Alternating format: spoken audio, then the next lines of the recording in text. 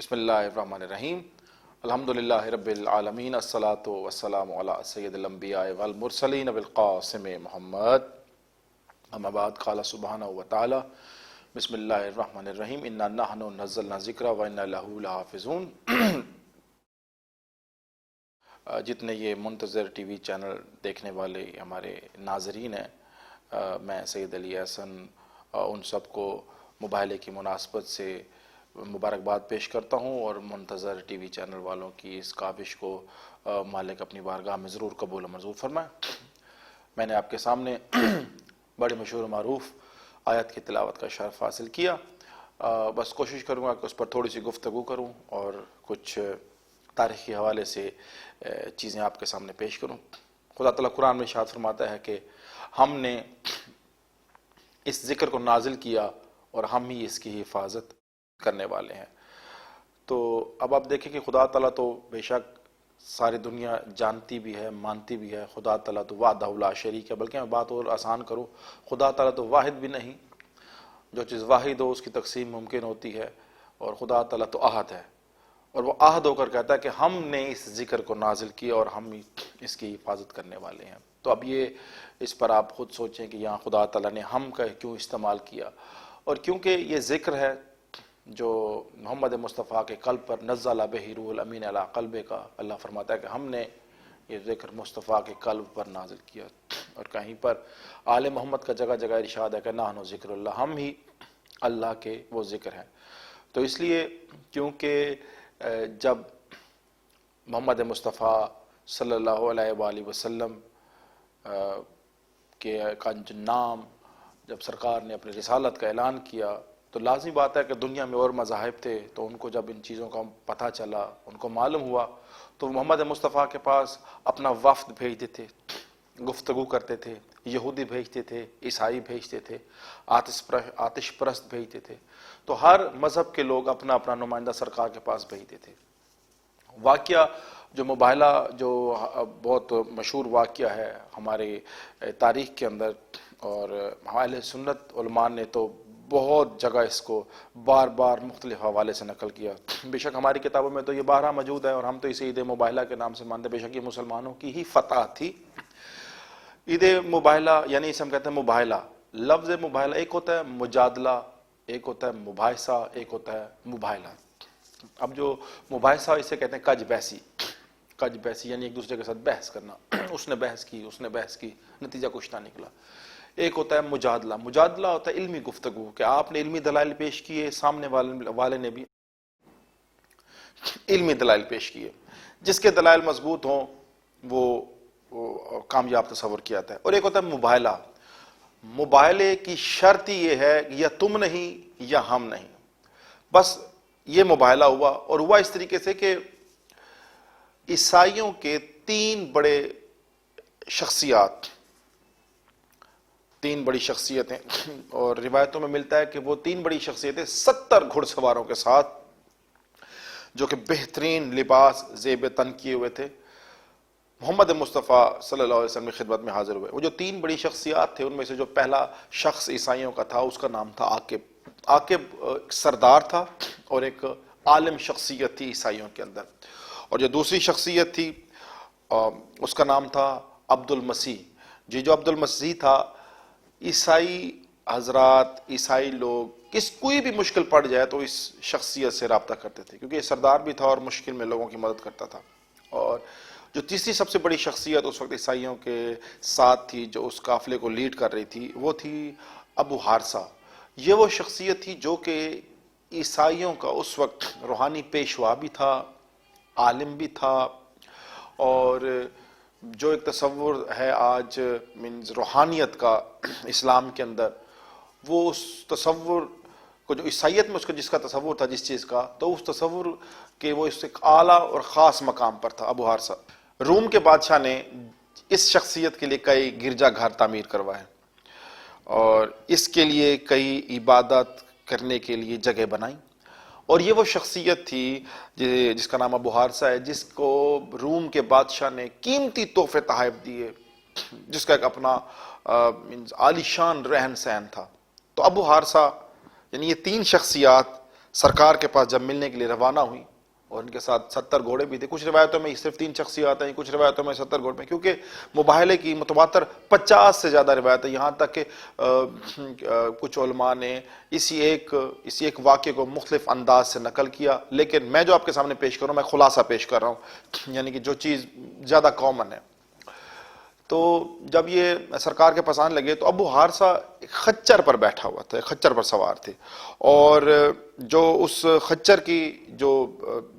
باغ تھامی ہوئی تھی وہ ابو حارثہ کا جو چھوٹا بھائی تھا, جس کا نام قرز, جس ہم کہتے ہیں یا قرز یا قرز بن علقمہ, یہ بھائی تھا ابو حارثہ کا, جو کہ عالم تھا عیسائیوں کا ابو حارثہ, اور اس کا بھائی اس نے خچر کی باغ تھامی ہوئی تھی اور وہ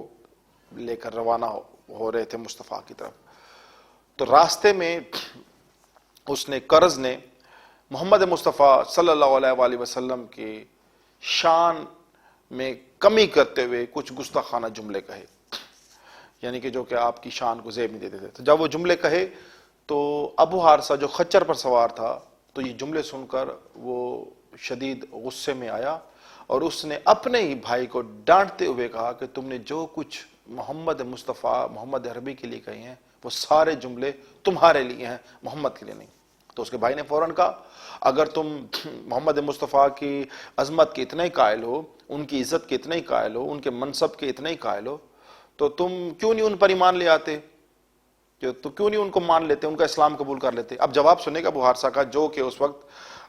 روحانی پیشوا تھا عیسائیوں کا. اس نے کہا کہ تمہیں نہیں معلوم ہماری شان و شوکت اور ہماری عزت عیسائیوں کی وجہ سے ہے. اگر آج میں محمد مصطفیٰ پر اسلام لے آؤں اور ایمان لے آؤں تو ہماری جتنی طاقت ہے, ہماری جتنی شہرت ہے, جتنی عزت ہے, جتنی دولت ہے, یہ سب ختم ہو جائے گی. یہ تو عقیدے کی بات ہے کہ آپ دنیا کو یا تو آپ قبول کر لیں یا ان ہستیوں کو مان لیں, کیونکہ ان ہستیوں کو ماننے کے لیے آپ کو تو اپنا وہ گرانا بھی پڑتا ہے اور بہت کچھ چھوڑنا بھی پڑتا ہے. خیر, تو جو قرز تھا, جو بھائی تھا ابو حارثہ کا, وہ اپنے بھائی کی بات سن کر کافی متاثر ہوا. تو جب مباہلے کے لیے محمد مصطفیٰ کے پاس پہنچے تو جب سلام لیا گیا تو قرز نے سلام کرنے کے بعد فوراً ہی کہا محمد مصطفیٰ کو کہ میں آپ پر ایمان لے کر آتا ہوں. تو یہ محمد مصطفیٰ پر ایمان لے کر آ گیا. مختصر میں اس واقعے کو کروں, ہوا یوں کہ جب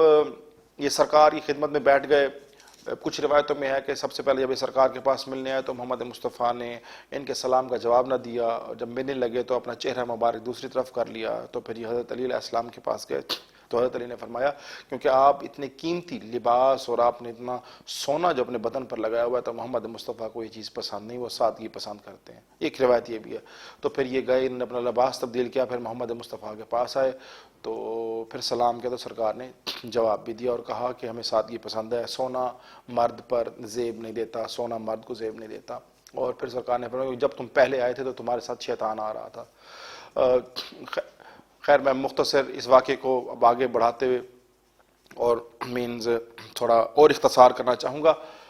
کہ جب یہ سرکار کے پاس آئے تو سامنے بیٹھ گئے اور انہوں نے محمد مصطفیٰ سے گفتگو کرنا شروع کی. جس گفتگو کی بنیاد پر مباہلے کا اعلان کیا گیا, انعقاد کیا گیا. گفتگو شروع ہوئی تو اس شخص نے, ابو حارثہ نے, جو محمد مصطفیٰ سے سوال یہ کیا, اس نے کہا کہ آپ حضرت عیسیٰ مسیح کے بارے میں آپ کیا کہتے ہیں؟ تو سرکار نے فرمایا کہ اللہ کا بندہ تھا, اللہ کا نبی تھا. تو انہوں نے کہا کہ آپ نے کوئی ایسا شخص دیکھا ہے جو بغیر باپ کی دنیا میں پیدا ہو؟ تو محمد مصطفیٰ نے مسکرا کر فرمایا خدا تعالیٰ نے قرآن میں ارشاد فرمایا کہ ہم نے آدم کو تراب سے خلق کیا, آدم نہیں تھا, تراب سے خلق کیا, اور اللہ نے کہا ہو جا تو وہ ہو گیا. تو اس کے جواب میں پھر عیسائیوں نے جواب دیا. تو اس وقت, اس دن, یعنی کہ عیسائی جب محمد مصطفیٰ کے پاس تشریف لائے, اس وقت سے لے کر شام تک لگاتار یہ محمد مصطفیٰ سے گفتگو کرتے رہے اور گفتگو کرتے رہے یہاں تک کہ وہ محمد مصطفیٰ کی کوئی بات ماننے کے لیے تیار نہیں تھے. اور یہ صحابی بھی دیکھ رہے تھے, والی بادشاہ بھی دیکھ رہے تھے. تو جب گفتگو بہت لمبی ہوئی تو خدا تعالیٰ نے اس وقت قرآن میں آیت نازل کی, جو بڑی مشہور و معروف آیت ہے کہ ابنانا و ابناکم و نسانا و نساکم و انفسنا و انفسکم. اس میں خدا تعالیٰ نے محمد مصطفیٰ کو ارشاد فرمایا اے محمد ان سے اب کہہ دو کہ تم اپنے بیٹے لاؤ, ہم اپنے بیٹے لاتے ہیں، تم اپنی بیٹیاں لاؤ، تم اپنے نفس لاؤ، تم اپنے بھائی لاؤ. ہم اپنی بیٹیاں لاتے ہیں، ہم اپنے نفس لاتے ہیں، اور ہم اپنے بھائی لاتے ہیں. اللہ نے تو محمد مصطفیٰ کو جو حکم دیا اس میں کہا بیٹے لاؤ،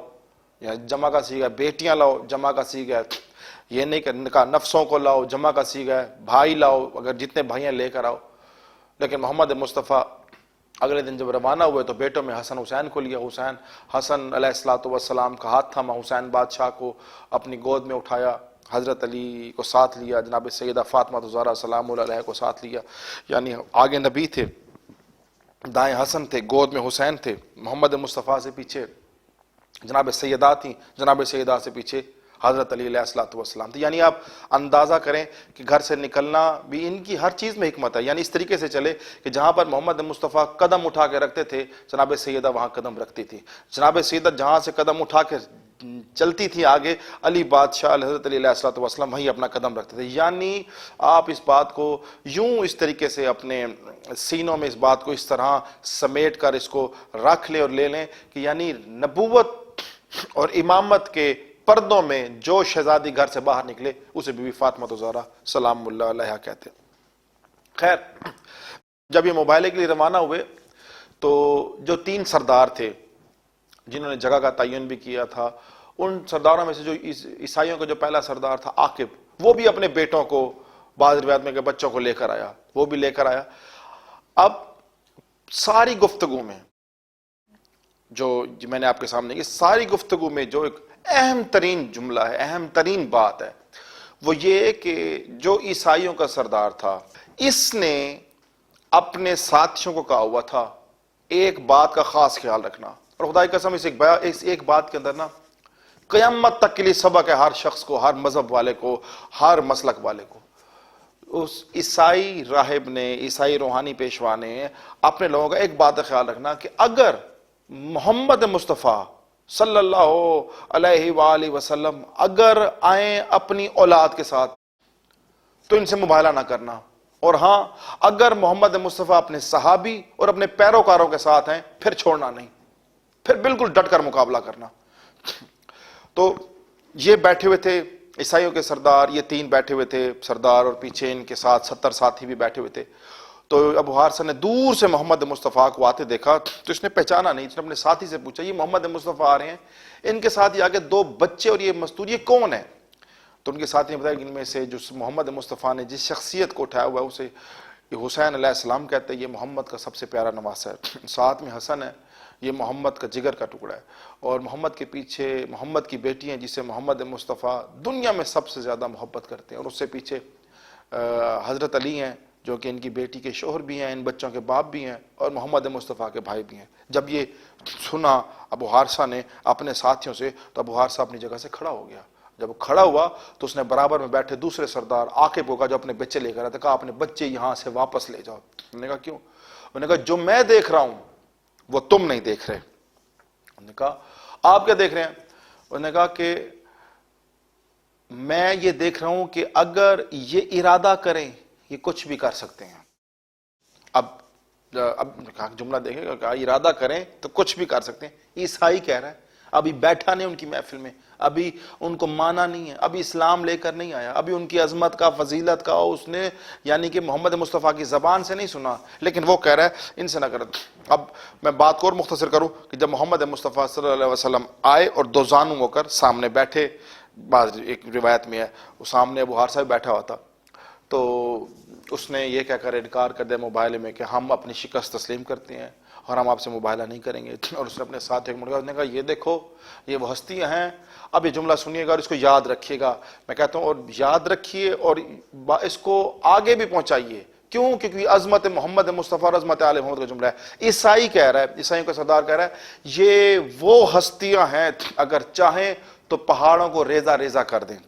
اگر چاہیں تو مردوں کو زندہ کر دیں، اگر یہ چاہیں یعنی اگر یہ ارادہ کریں، یہ نہیں دعا کریں، اگر یہ ارادہ کریں تو چیزوں کو اپنی جگہ سے بدل دیں، یعنی پانی میں راستہ بنا لیں. اس نے یہ جملہ محمد مصطفیٰ کی عظمت کے لیے کہا. اور اس نے کہا کہ اگر ہم عیسائی محمد مصطفیٰ سے آج مباہلہ کر لیتے تو ہماری بقا ختم ہو جاتی. خدا کی قسم اگر اس بات کو سمجھ لیں نا ہم، سنی، شیعہ، دیوبندی، وہابی، بریلوی، اس چکر سے باہر نکل کر کے تو کسے مانتا ہے، تو کسے مانتا ہے، تیرا پیر کون ہے، تیرا مرشد کون ہے، اس بات سے نکل کر اگر ہم عیسائی راہب کی اس بات پر اگر ہم توجہ کریں تو آپ یہ دیکھیں کہ اس نے اپنی امت کی بقا کے لیے، عیسائیت کی بقا کے لیے محمد مصطفیٰ کے سامنے آنے سے انکار کر دیا، اپنی شکست تسلیم کر لی اور اس کی قیامت تک کے لیے بقا رہ گئی۔ اور اس کی بات کو کنفرم کرنے کے لیے آگے محمد مصطفیٰ نے آگے کیا فرمایا؟ محمد مصطفیٰ نے جب صلح ہو گئی تو سرکار نے فرمایا کہ آپ ہمیں ایک سال میں 30,000 حلے دیں گے اور ایک حلہ 40,000 درہم کا ہوگا، اور اگر جنگ ہوگی تو ہر جنگ میں آپ ہمیں 30 گھوڑے، 30 تلواریں، 30 نیزے آپ ہمیں دیں گے۔ تو وہ معاہدہ ہو گیا، اور جب معاہدہ ہوا تو ابو حارثہ نے کہا تھا کہ ہمارے ساتھ ایسا معاہدہ کیجیے گا جو ہم دے بھی سکیں، اور وہ معاہدہ ہو، اس نے خوشی سے اس معاہدے پر ایگری بھی کیا، یعنی طے بھی پا گیا، معاہدہ ہو گیا۔ تو جب معاہدہ ہوا سرکار محمد مصطفیٰ نے فرمایا اپنے صحابیوں کو کہ یاد رکھنا اگر آج عیسائی ہم سے مباہلہ کر لیتے، یاد ان کی شکلیں بندر اور سور کی مانند ہو جاتی، نجران کا پورا علاقہ، سرکار نے فرمایا نجران کا پورا علاقہ جل جاتا، آگ سے خاکستر ہو جاتا، نجران کے علاقے میں کوئی بھی پرندہ درخت پر باقی نہ رہتا،